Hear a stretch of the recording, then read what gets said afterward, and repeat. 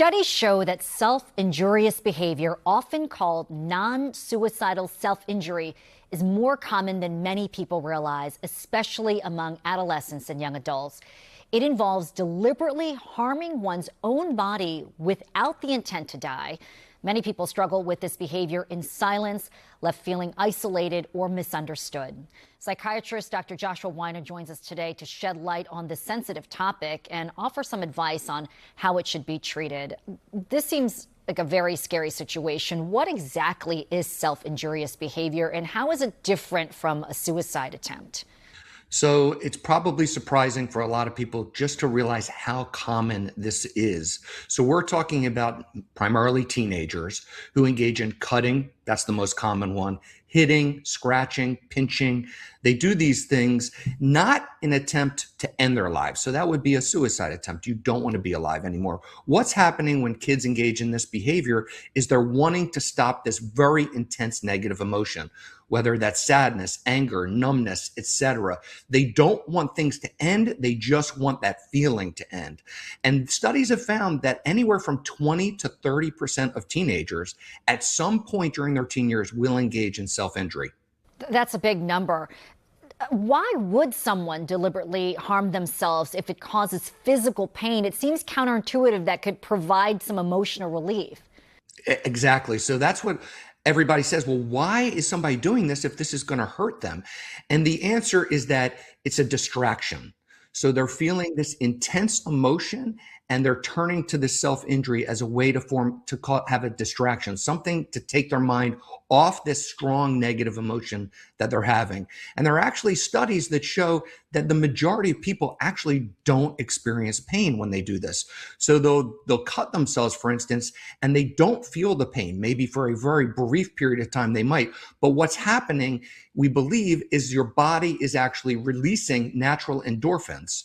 These are the things that happen when you're in a car accident or something like that, so that you're not feeling as much pain.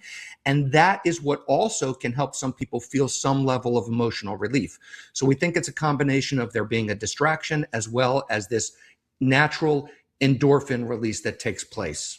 It's so alarming here. Dr. Weiner, what are the long-term consequences of this behavior? Look, as people get older, what do they turn to doing? Part of the reason why I think maybe self-injury tends to be outgrown as you get into your older years, I think sadly, is because people find other mechanisms of achieving the same thing, generally turning to other unhealthy things, drugs and alcohol. Something really is upsetting you. What do? You grab a drink, or you do some drugs. And so you're not cutting. When you're a teenager, you don't have access maybe to those things. But when you're doing these things and you're experiencing these emotions over and over and over, and you find something that actually does in your mind help you feel calmer and more in control, that can lead to this addictive behavior. And it also goes back to this whole opioid and endorphin thing that I was talking about, because if you do this regularly and then you stop doing it, your endorphin levels can drop, and there can be, believe it or not, a little element of physical withdrawal that some people experience when they go from cutting regularly or self-injury to stopping. So are teens and young adults who are going through this type of behavior, are they more likely to have an addiction problem when they become adults? Yes, they are. Kids that are engaging in this are kids in general who are much higher risks of having mental health issues. And the biggest risk for having an addiction problem down the road is having an underlying mental health issue.